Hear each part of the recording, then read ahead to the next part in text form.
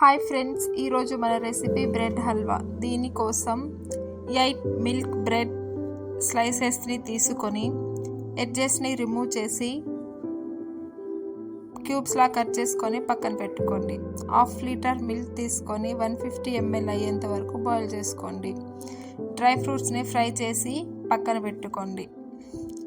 ఒక ప్యాన్ తీసుకొని అందులో డీప్ ఫ్రైకి సరిపడా ఆయిల్ తీసుకొని బ్రెడ్ యాడ్ చేసి గోల్డెన్ బ్రౌన్ కలర్ వచ్చేంత వరకు ఫ్రై చేసుకొని పక్కన పెట్టుకో. మరొక ప్యాన్ తీసుకొని అందులో 1/2 కప్ షుగర్ యాడ్ చేసి 1/2 కప్ వాటర్ యాడ్ చేసుకొని షుగర్ సిరప్ని ప్రిపేర్ చేసుకోండి.